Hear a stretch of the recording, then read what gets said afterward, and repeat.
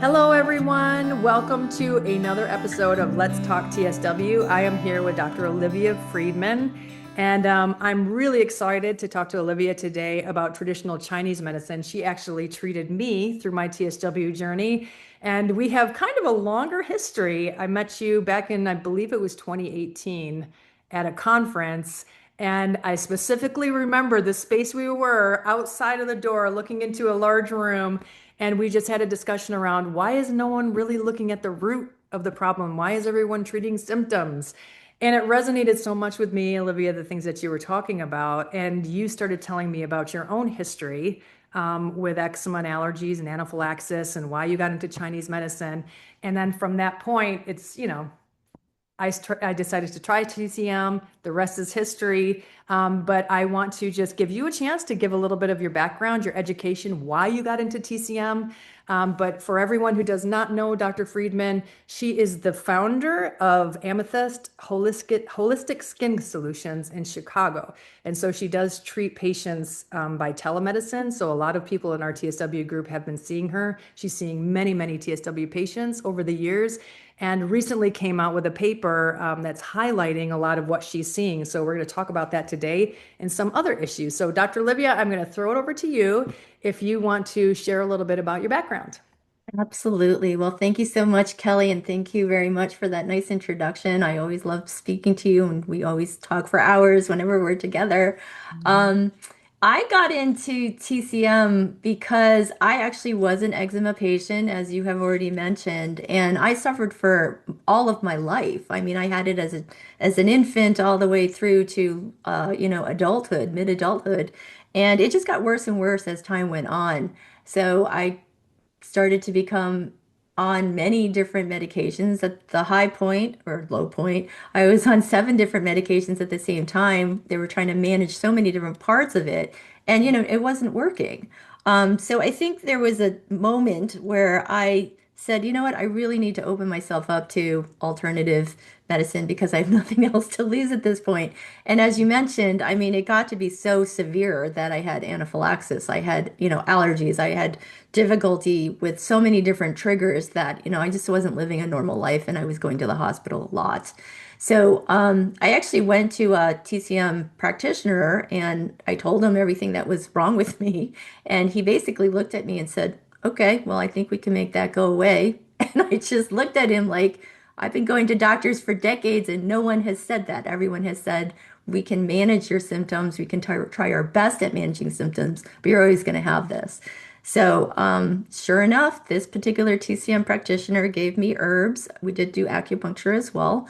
And within 4 to 6 months, all of my symptoms were going away. And, I did have a lot of GI issues that kind of came with it too. That took a little bit longer to resolve. But, by the end of that year, I was pretty much symptom free and I never had it come back again. So, all of these different things, whether it was the anaphylaxis, the allergies, except for my peanut allergy, which I was born with and I never got rid of that, but a lot of these, random allergies that often come with skin conditions as time goes on went away. And, I never got eczema again. I don't, use anything to maintain my skin. I don't, go to the doctor on a regular basis to, do any kind of maintenance work or anything like that. And it was a transformative moment because I thought to myself, my gosh, my entire life I've been told I'm going to have to manage this with drugs. And I was getting more and more drugs. And here's this doctor telling me, no, you can pretty much get rid of this if you just do this particular medicine to help your body get back to normal function again. So I decided at that moment that I wanted to do this for the rest of my life. I wanted to help other people who were just like me and get their life back. I thought that's a pretty awesome way to spend your life. And plus, I thought to myself, there's so many people that could get their life back, and that would be a worthwhile way to, spend the rest of my life. So I went back to school. It was 4 years of TCM school. I decided I wanted to specialize in dermatology, which took another 2 years to get a certification. I also went back to get a doctorate on top of that. So it was a lot of years of education. In in TCM, in order to become licensed, you have to take exams just like a regular doctor does. And so, I had to take four different exams in order to get my license and to be able to practice herbs. I opened up a practice and started to see patients, and lo and behold, I met you. And early on in my practice, and I remember one day, Kelly said to me, "Is there anything you can do for me?" And I said, "I'm not sure, but let's try." So we did, and I definitely think that you came in a little worse and went out a little better. Definitely. So as a result, Kelly started mentioning to other people that TCM had helped. And so before I knew it, other people started to come to me. And then, I didn't know at the time, at the very beginning, that you were, the head of ITSEN at the time. So slowly but surely, more and more people from ITSEN started to come. And before I knew it, um, I my practice became almost 90% TSW patients because it was able to help so many different people. So I feel like I know a lot about TSW as a result. I think a lot of doctors don't necessarily know as much just because so many times when it does happen, patients are more reticent to go back to their doctors. And so they end up going to alternative doctors at some point, and someone like me typically sees people who are failing the Western pharmaceuticals and things like that. So I tend to see a lot more people who probably have this condition than the normal practitioner. Yeah. Yeah. So I wanted to ask you about the recent paper that you had published looking at Chinese medicine, and I was specifically really interested how you broke TSW up into these different subcategories, because as we all know in our group, what has worked for one person may not work for someone else. Even if people are super convinced and it really did help them, it might not help someone else. So I'm really curious to hear you explain that paper a little bit more. That can be found on your website. If you go under media, look for the TSW research paper if people are interested here.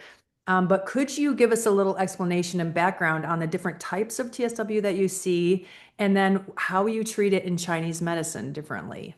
Yeah, there's actually two papers. There's one paper that I wrote with Dr. Peter Leo, and we compared Western to Eastern therapies, and we kind of looked at four different um, patterns to prove that there's a very different way of approaching things.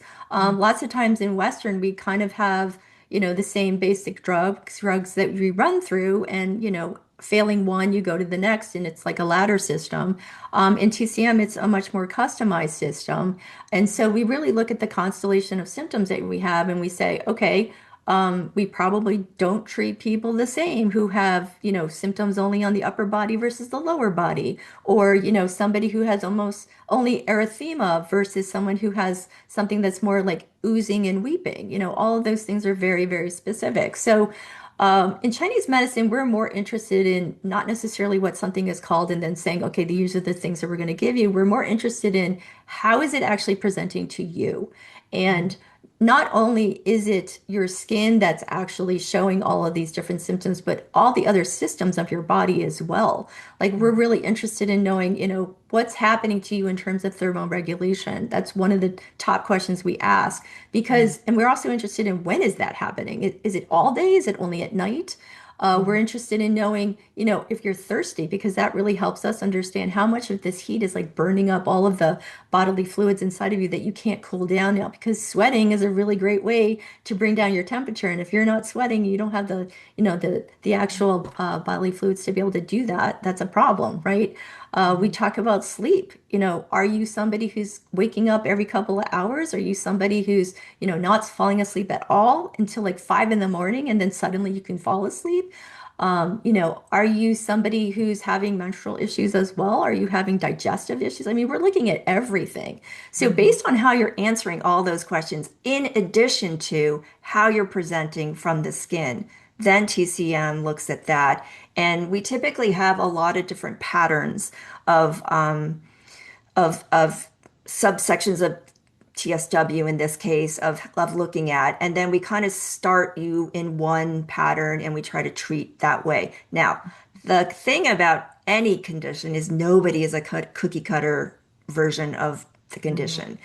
Usually they kind of straddle many different patterns. And so that's the art of Chinese medicine is understanding to what degree or what ratio people are having these particular symptoms. Like if you were to look at everything on a continuum, how severe is each one of these things? And based on that, then we actually pick herbs and we pick dosages of individual herbs based on that. And that's why every single time you see me as a patient, I'll probably be tweaking your formula because your skin is going to evolve. Hopefully, it's getting better and resolving, and therefore you may not need certain herbs anymore. Or maybe something happened. There was a trigger and your symptoms got worse, and now we have to like help you, resolve or get better from that point.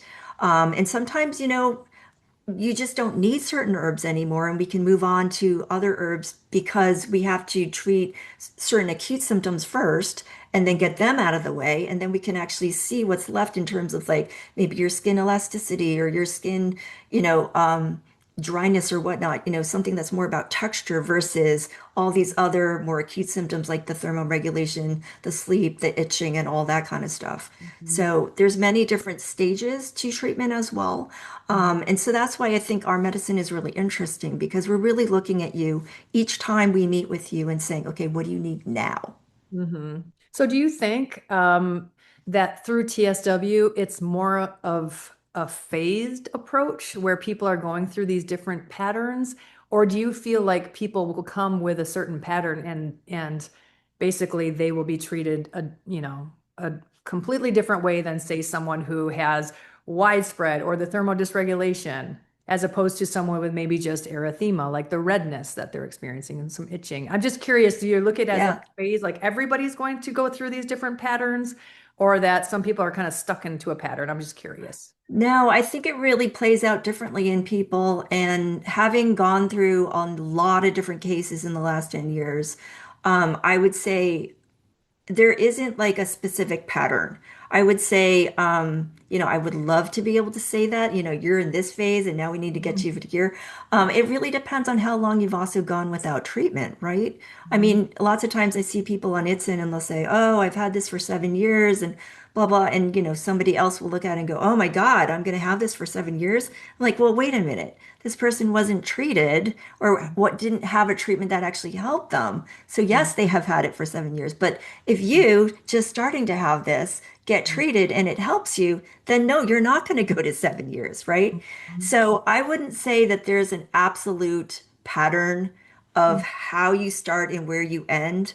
Um, I would say it really depends on a lot of different factors. It also depends on how many other things have happened to you that have triggered the symptoms to become exacerbated. So, Mhm. for example, I'll have patients who, let's just say they go on vacation and they go somewhere that's a completely different climate and humidity, and all of a sudden their symptoms like go crazy, right? Well, that is going to take a little bit longer to get back to where they were, right? Mhm. Before we can go forward again, right? Right. But if someone doesn't have those kinds of ups and downs, Mhm. it might be a little bit faster. You don't know. It also Mhm. depends on how well people respond to things. I mean, even in treatment, I would love to be able to say, okay, we're at week 12. This is what you're going to look like. At week 16, you're going to look like that. But I've also seen that people respond incredibly differently to the medicine. Mhm. And, here's a great example. I mean, I have this one patient who, I started them on a dosage and they're like 89 pounds and they can't do a full adult dosage. And so they're doing a quarter of a dosage, but they're Wow. seeing the same response as somebody who's taking a full dosage, who's been like, having this for many, many years. So you Wow. just don't know. Hmm. Wow. So you, Super interesting. One of yeah. the things that I thought was most fascinating when I started TCM, because I basically told myself, I'm going to give this 3 months. If I see a significant change, then I'm going to keep going with it because it was out of pocket. And so that's an extra cost that, a lot of people have to consider. So I did the 3 months and I definitely noticed changes in my skin. One of the most pronounced was beyond the fact that I could finally sleep at night because I would be waking up every single night for like an hour or two or three, just crazy scratching, like really itchy. that went away. So I was like, okay, that is significant. To be able to get a full night's sleep was just like a miracle after years of suffering like that. And then the other piece was that my skin was starting to behave the way that it used to, where I would scab, like if there was an opening in my skin, it would scab up like normal. And that hadn't happened for years. It was so crazy. I'm like, I don't know what's going on in the whole layers of the skin and all of that, but it started to correct itself. And so and then I watched all of the redness on my upper body that was just stuck there just slowly dissipate. And the elephant wrinkles and all of that kind of stuff, it really did work. And I got to a point where I had to stop. My personal life was falling apart, and there were a lot of changes happening in my life. And so I took a break because I felt like I was at a point where my skin was at a much better place and I could continue on. But TCM definitely made a significant difference and got me past that worst part where I just was having trouble breaking out of. So I thought that was very fascinating, especially the scabbing where it would like become a color and hardened, so your skin could actually heal under it. Because it almost seems like, and you've probably seen this a lot, where you hardly have any integrity at all in your skin. You just rub it and it basically just comes off. It's crazy during Yeah, TSW. yeah. It's so thin and it's so sensitive and it's so fragile. Yeah. Mhm. So I wanted to talk to you also because Chinese medicine really looks holistically at the body, like you mentioned earlier, and not just at one area of the body, like the skin.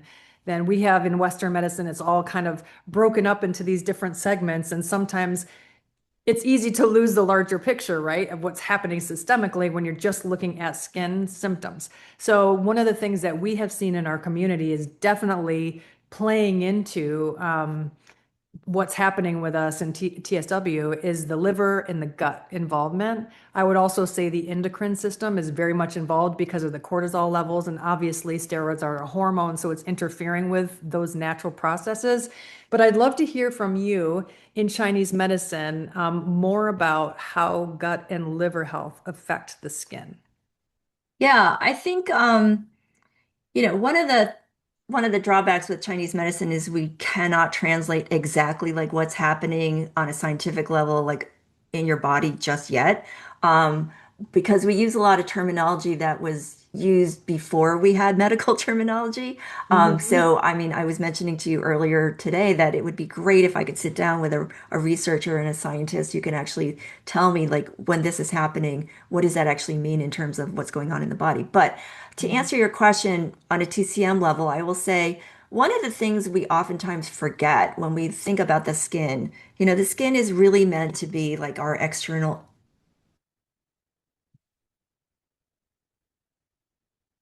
armor to the rest of our body. The skin that's also important is the skin that's the lining of the mouth, the esophagus, the stomach, the lungs. All of that skin is also exposed to the outside world, right? So when the skin on the external body is dysfunctional, guess what? That skin can become dysfunctional too. So oftentimes what we'll see is people start to have these random issues with food, right? They have a tough time all of a sudden with foods that they used to be able to eat.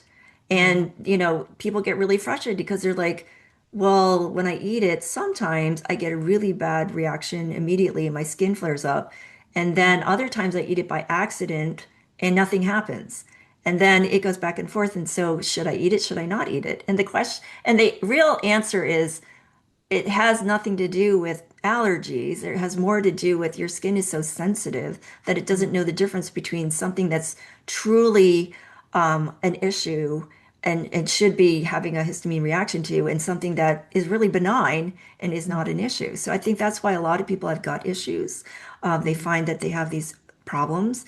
The other thing is, as we know, the microbiome, whether it's on the skin or in the gut, that Mhm. changes whenever we have dysfunction of anything, right? And so Mhm. what that means is we have an overproliferation of certain things and we have an underproliferation of others, right?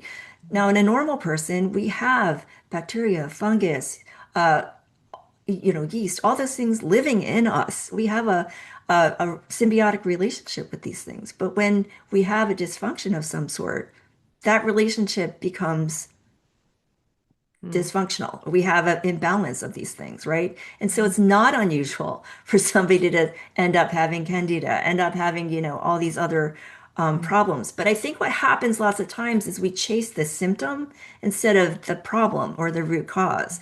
And so lots of times I'll hear, people will go and get like something that's like an antifungal for their system or something that's an antibacterial for their system or, anti-candida, whatever. And that's all good but it's not going to solve the problem, right? Because the problem is you have TSW and that's actually lending itself to all these other things, right? And so fixing that is a temporary thing. It's not fixing what's really happening, right? What's really Yeah. causing the problem. So I would say that's what I oftentimes see. In terms of the liver, Chinese medicine defines liver a little bit differently. In terms of what it's responsible for, it's all the same kinds of things in Western medicine, but it also takes on these other characteristics as well. And oftentimes, I use another system to sort of look at people's TSW and its location. So when I find that people have issues with their eyes, their ears, their uh, breasts, their genitals, underarm area, that's all one meridian. And in Chinese medicine, we have several meridians where we have pathways of energy that run through your body and whatnot. Liver energy is responsible for our ambition and our ability to, get up every morning and do things. When I find that people are having issues in those particular locations and they're having problems with their periods or they're having problems like waking up from 1 o'clock to 3 o'clock, which is also indicative of a liver issue, I treat people with herbs that actually are supposed to be running in the liver meridian. And so usually when I use them, all of a sudden these things get better, right? Wow. So that goes to show there is definitely a correlation between organs and or systems Mhm. and what's happening with these skin conditions, right? And I don't think we can separate them. I think they're all part of they all impact each other. So the TSW is impacting the systems, and the systems can be impacting the TSW because you have a certain constitution as a person, right? You were born with a certain way that your body functions. And so you can lend itself to more of these GI issues. It can lend itself more to these other kinds of issues, regardless of what you eat and do and whatnot, right? That's why some people are, naturally a little bit more hefty or, their weight looks different on them, right?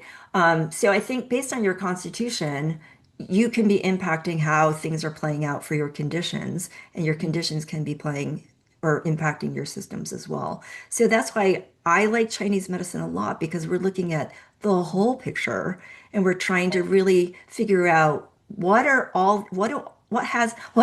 is the thing that's in common with all of these things, right? Or one of these things is not like the other and why, right? So it's really more of a way to approach the body from one, a customized way, but also a way that looks at it from the whole system and not just parts. Yes, and I love that it's all about supporting your body to get it to a place where it's healthy and it actually doesn't need anything in addition, right? To just living normally in the world. And you're a gardener, I'm a gardener. And I always think about, so I love David Austin roses. He bred roses in England and they're just the most amazing roses ever. Well, I put several of them in my yard. One of them gets a lot of shade, like over a trellis, and it just would not do well. It wasn't growing. It was always getting aphids. It was like everything was constantly eating it and bothering it. My sister is a master gardener and she was like, "Well, Kelly, you have it in the wrong place. If you give it what it needs, actually support it and give it what it needs, it's going to be able to have all its defenses up to keep that stuff away." So I moved it, and sure enough, same Yeah. with like I have a dogwood tree that was like all shrivelly and it had some sort of a fungus. And we put lime in the roots, got rid of the fungus, and then it's like, oh, well, it's coming back now. It's like you support it, you get down to the bottom of what's actually driving this, and then health comes back. So Yep. I feel the same with TSW. It's like our barrier is totally like shot, right? So all this stuff is getting into our body on top of us struggling to heal. So it makes sense where these other, aspects can be exacerbating it. Like you were saying, you change climates, or maybe you have mold in your house, or now you go to your friend's house, there's pets there, and it blows up again. So it's like if we can get our body back to a healthy, strong um, you know, state, then we won't be quite so reactive to the environment around us. So I really love that approach with TCM. I mean, it makes all the sense in the world to me, to really go at like the bottom of what's happening and driving this and correcting those systems in our bodies that are just misaligned. Um, so yeah, it seems like this is a sustainable way to live, right? Like Yeah, really. I mean, we're really trying to bring your body back to normal function. I Mhm. think lots of times what we do, um, a lot of Western medicine is really looking at symptoms, right? And it's really trying to manage a symptom. Mhm. We very rarely have a medicine that actually resolves a problem. A lot of these medications that we use, you're really meant to be on them for the rest of your life to, Mhm. make sure that you don't quote unquote have this problem anymore. Mhm. But I mean, are you really getting rid of it then if you're taking these Right. medicines for the rest of your life, right? Mhm. I would like to see someone not be on anything and just be living perfectly healthy without anything. And that's really the goal of TCM is to get you back to normal function again, get your body strong enough to be able to do that, to provide the scaffolding so that your body can get to that Mhm. level of strength and carry on as it's meant to be. Mhm. So I wanted to ask you about acupuncture too, because several people in our group, even on our board, you really relied on acupuncture, especially for the pain aspect of TSW. I know when I talked with you, you were saying, I think the herbs are probably more appropriate in your case, and that's what we did. I didn't do acupuncture, but I'm curious to hear your perspective on that and what you would say to patients about acupuncture during TSW. Is there a certain time that it would be more helpful than others? Um, Whatever you. Yeah. So I was trained as an acupuncturist because in this country you have to become an acupuncturist before you can become an herbalist. Mhm. So I'm very well versed in acupuncture as well. I chose to go 100% herbs because I felt like for skin conditions, it's really, really flexible and it's something that patients can do every single day. Mhm. Acupuncture is something that, most people can't afford to do that on a daily basis. Mhm. Maybe once or twice a week at most. Mhm. And back in the day in China in the old times, I mean, people used to see their acupuncturists every day. And the whole Wow. goal was to keep you in preventative health and to keep you healthy so that Mhm. you never got to the point where you actually had a problem, right? Mhm. And so you actually paid your doctor to keep you healthy and you stopped paying them when you got sick. Anyway, that's an aside. In Wow. terms of acupuncture, I think it's great. I think it's really a fantastic methodology. However, for skin, I feel like it's better as an adjunct. I think it's really great for things like sleep, anxiety, mental health in general. Really great for pain, as you mentioned.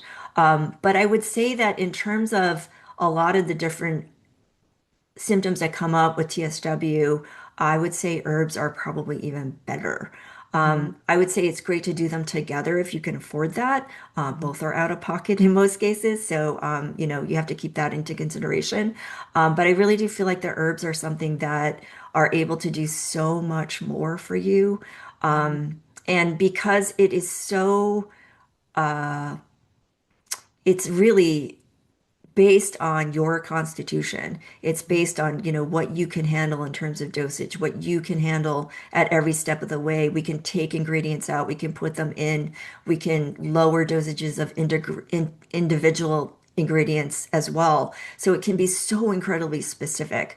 Mhm. Acupuncture points, there's 365 of them, and sure, you can change it up a bit, but you don't have that level of customization that you do with herbs for skin conditions. I would say for pain, I would definitely go to an acupuncturist over herbs. Or you probably want to do acupuncture over herbs if you do them together. But for skin, I would say herbs are probably a Okay. really, really great way to go.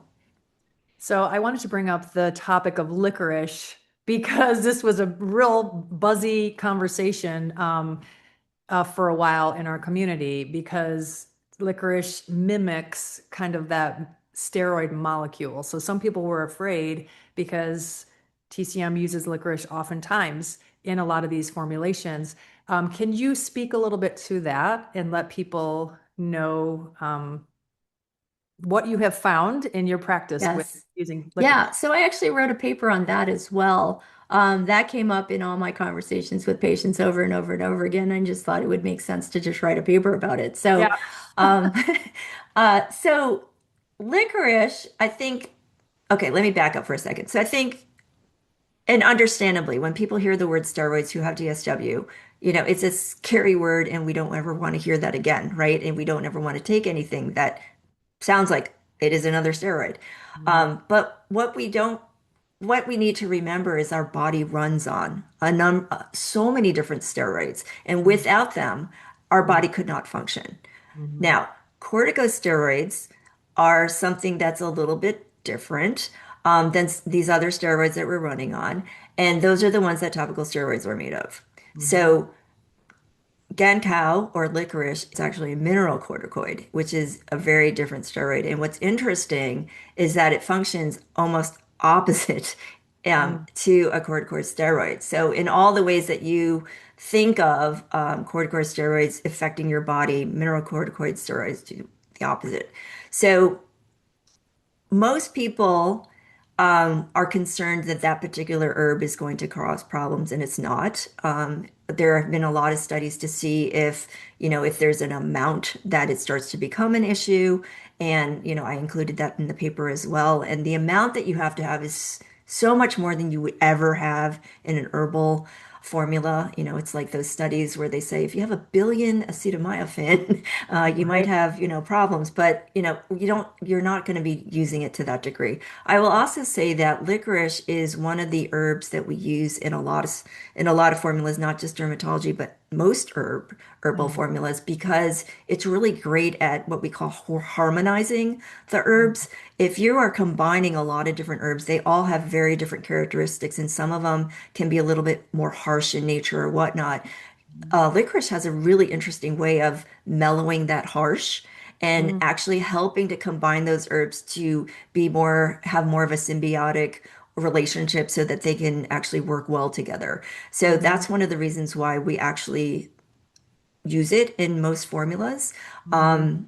And it also has a really nice characteristic for skin. It's really great in terms of bringing moisture to the skin and adding a lot of different other things. So I would not be afraid of it, but for those patients who just really mentally can't get over that, I take it out.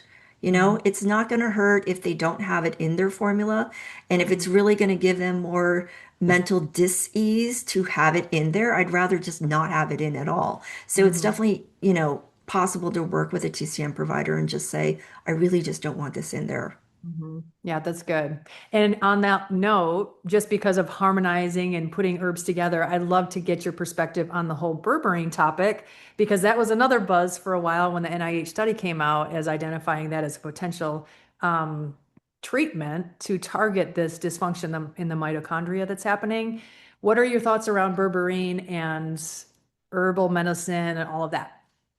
Yeah, well, I think that study could have been misunderstood by a lot of different people, and I don't think Dr. Miles, and I think he would say that himself, that was a start of a discussion about different methods of actually treating TSW. It wasn't the end all be all.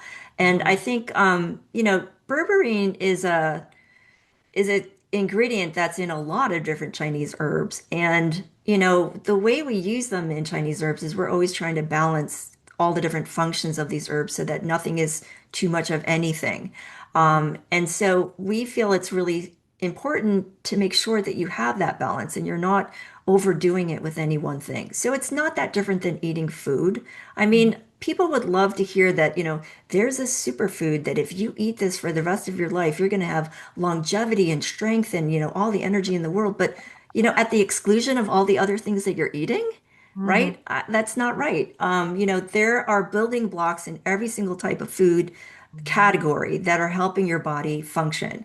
And for the same reason, when you use herbal medicine, you want to have the full spectrum of things that are going to help you resolve a condition. There's no such thing as one herb that's going to do it all, and Mhm. one herb that's going to, miraculously change you from having the condition that you have to not having it. So I think, as I mentioned before, I'm pretty sure Dr. Miles would say the same thing. It was a start of a conversation that there should be more work in this area, that berberine had some interesting characteristics that could be more promising with more research. But I don't think he was trying to say it's the end all be all. And Yeah.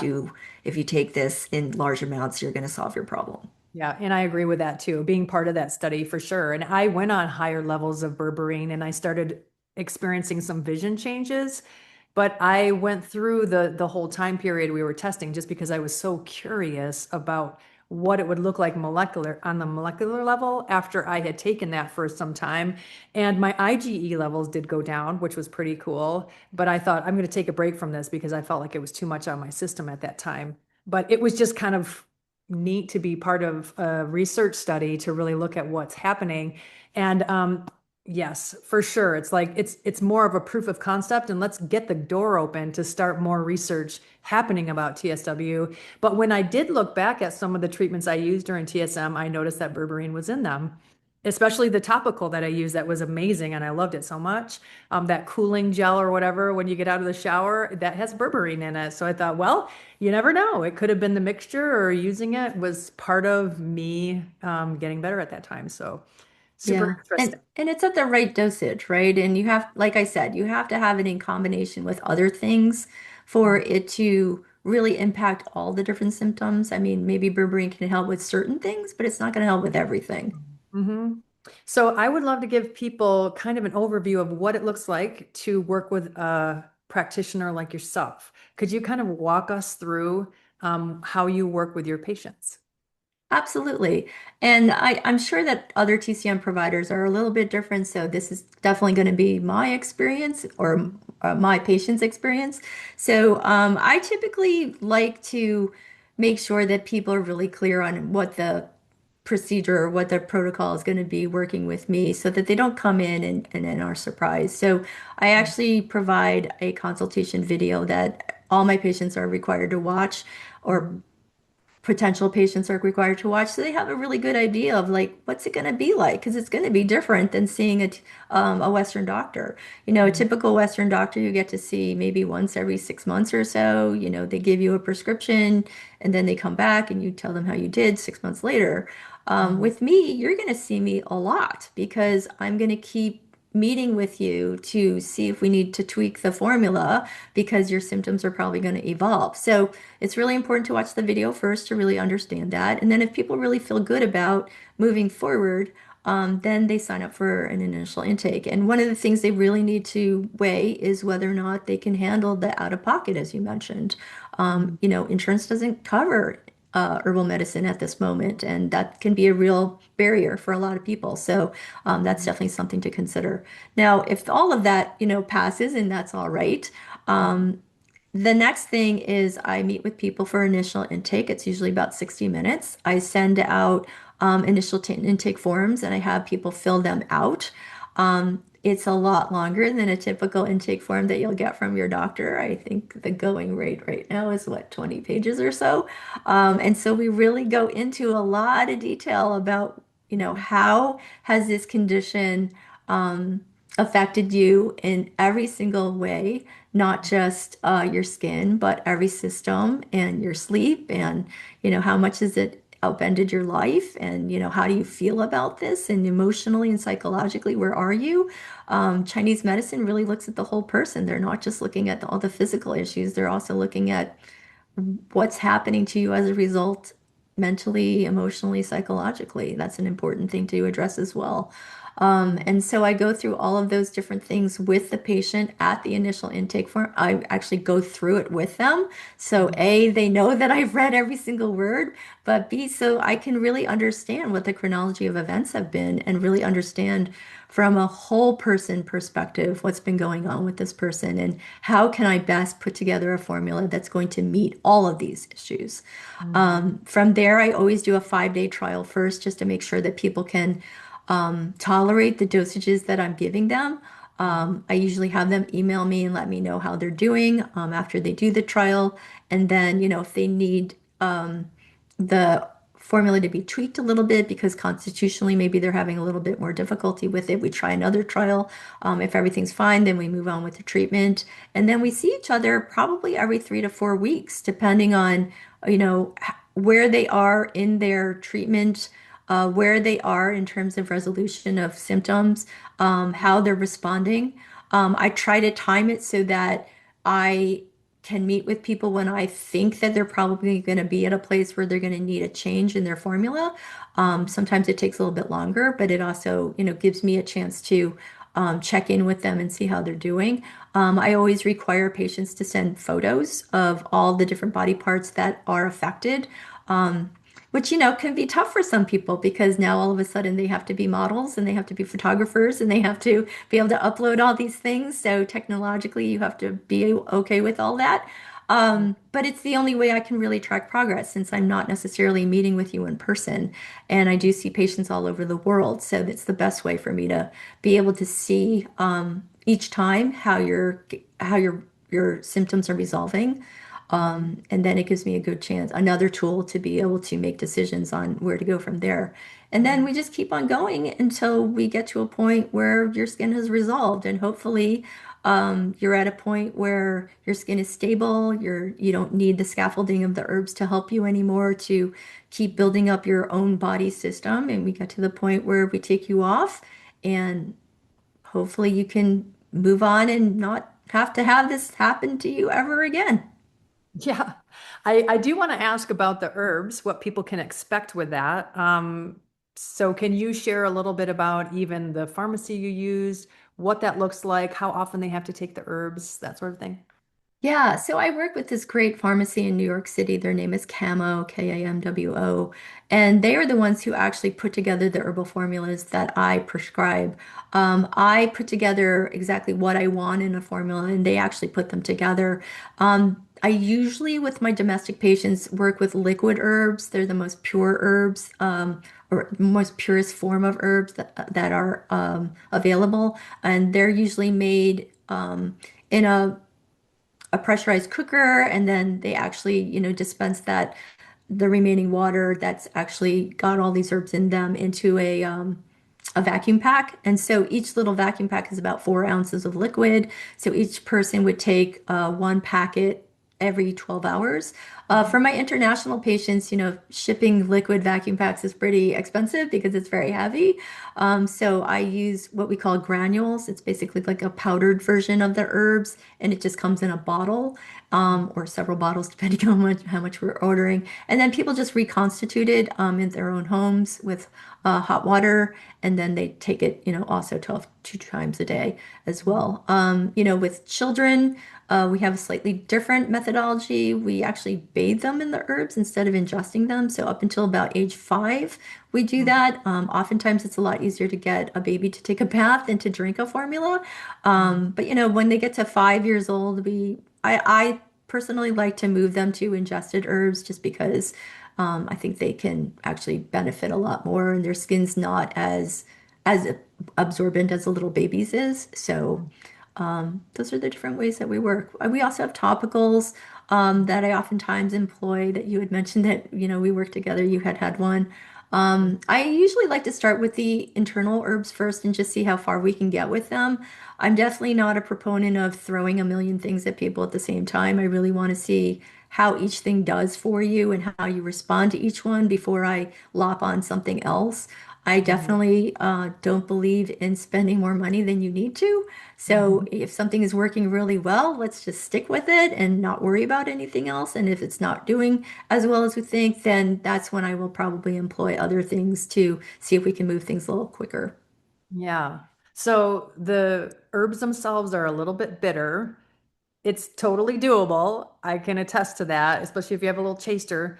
Do you ever recommend people mixing it in things, or is that a problematic? So if you mix it in with juice or a smoothie, is that Yeah, okay so or I not will okay? also say before I answer that question, I will say all formulas taste different because they are customized. And so some people will get more bitter ones, some people will get more sweet ones, some will get more sour ones. It depends on what your symptoms are and what herbs I'm employing to help you. In terms of how to take them, I would say everyone's really different. I mean, everyone's palate is different. I mean, just like people say, some people love cilantro and other people are like, oh my gosh, it's the worst horrible thing I've ever tasted. Mhm. Some people don't have any problem with these herbs at all, and they're like, oh, it's fine, tastes like coffee. Other people are like, oh my God, this is the worst thing I've ever had in my life. So, Mhm. depending on who you are, will have different ways of managing that. Mhm. Can you mix it with something? Yes. Can you hide the taste? Probably not well. I won't lie. It's not candy and it's not something that is going to be easy to disguise. And also, if you're mixing it with something, if you don't love the taste of it by itself in 4 ounces, now you're mixing it with something else and now you have a lot more to drink. So Right. I usually say if you can really just take it down like a shot, that's probably the best way to do it. But if you're really being challenged with the flavor, the other option is we could give it to you in a capsule form. So Mhm. basically, the herbs, if they're liquid, they would be dehydrated into a granule. The granule would be placed in a capsule, and then you can swallow that. The only caveat is that for an adult, that could translate to 20 capsules per dosage. Oh, So, wow. yeah. Goodness. And some patients who really can't stand the taste are like, hey, I have no problem with that. I will do that with no problem.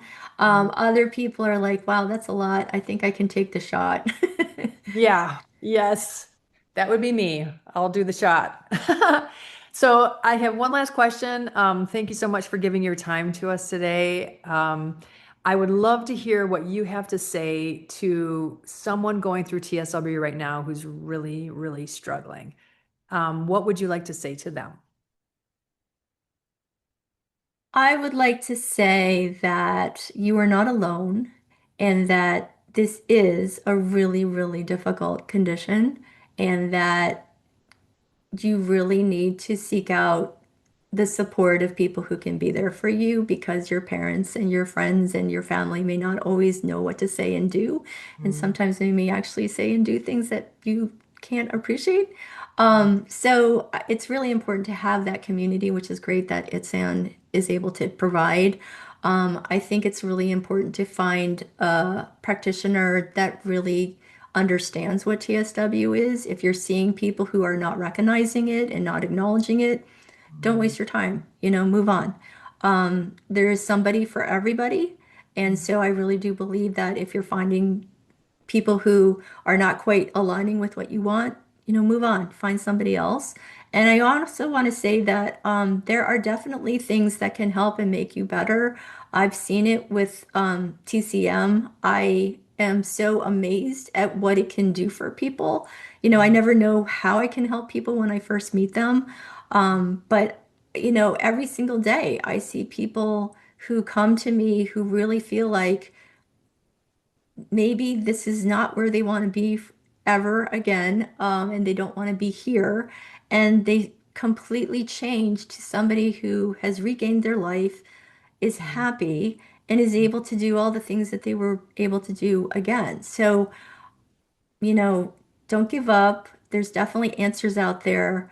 TCM can be one of them, if you can afford it and if you have the ability to sustain it. But I do think that, this is a really, really serious condition that really deserves so much more awareness and help and support and whatnot. And so I really am just trying to do my best to be mm. somebody to be that supporter. So anything else I can do, like writing papers and whatnot to get awareness, like the one we just sent out for the diagnostic criteria. I want to just do more and more to help this community. That's amazing. I mean, that is you, that is your heart, and it's so clear and evident how much you care for this community and how you really are championing this cause with us. And we're just so grateful for that. But also for you actually treating people who are going through this and building up the knowledge base about this condition too, right? Because we need that angle as far as the research. And I know our community gets frustrated sometimes, like we've known about this for a long time. Why isn't anything changing? It is changing, but a lot of that work is very slow behind the scenes. Could you give us a little bit of background on that? And even with these recent papers that were published that you were a part of, could you let people know what that looks like and that, yes, hope is coming. hope is there. And we are doing this together. So, For sure.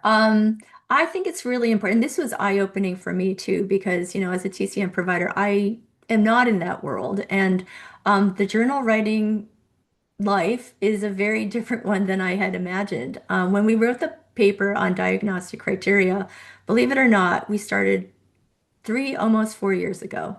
mhm, And the paper itself, because it was a consensus-based paper, a Delphi survey, it had several rounds and whatnot, so that took time.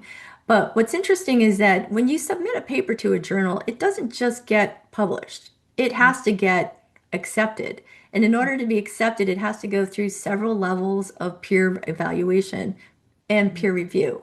And what that means is that different doctors who have been, chosen by that particular journal will read your paper and look for any possible way that this paper could be lacking in information, could be short in terms of what it's looking at on a larger basis, whether or not there's anything that it could be confused for. It's like, for example, with TSW, we're trying to come up with diagnostic criteria. Is there any way that this could be confused with another condition?